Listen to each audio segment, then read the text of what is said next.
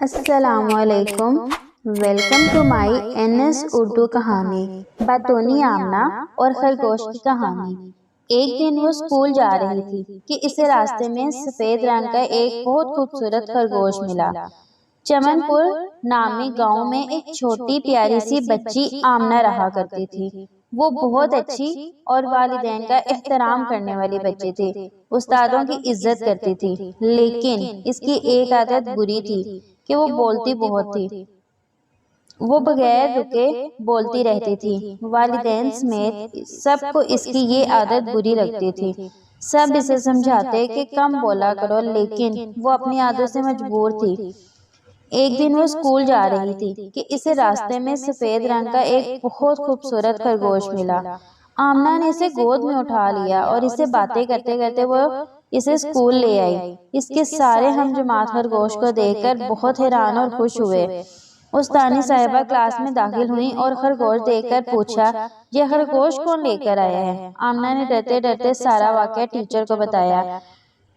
Teacher نے کہا، ٹھیک ہے، آج تو لے آئی ہو، کل اسے گھر پر چھوڑ کر آنا۔ یہ سن کر آمنہ نے اقرار میں سر ہلا دیا۔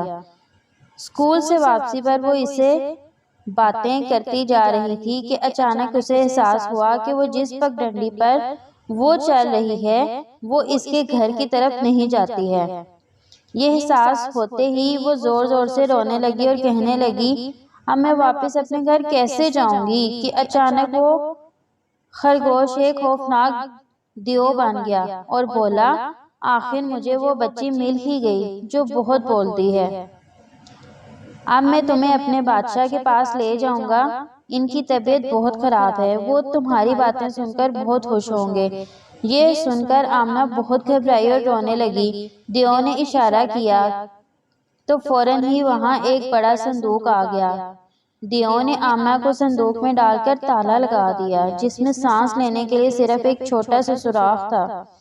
دیو اسے اپنی دنیا میں لے کر بادشاہ کے پاس گیا اور کہا، بادشاہ سلامت، آج آپ کے لیے میں ریڈیو لے کر آ ہی گیا۔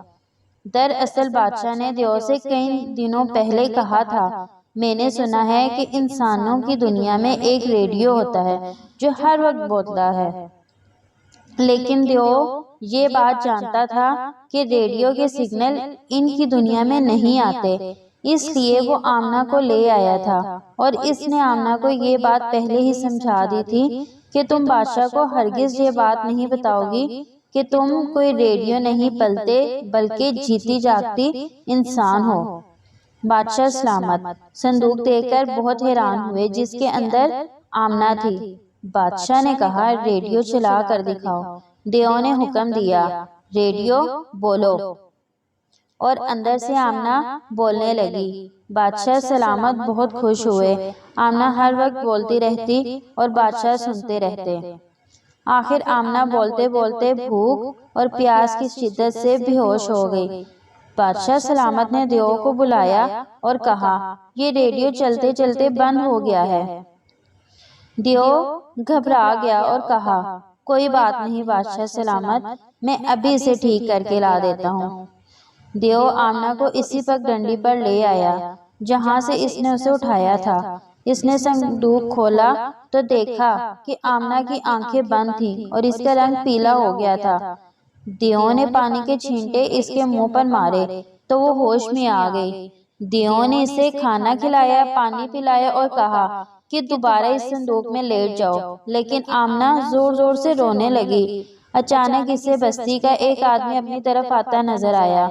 وہ دوڑ کر اس کے پاس پہنچی اور کہا، دیکھو، وہ دیو مجھے اغوا کرنا چاہتا ہے۔ آدمی نے اس کی طرف دیکھا تو وہاں کوئی نہ دیو تھا اور نہ کوئی صندوق تھا۔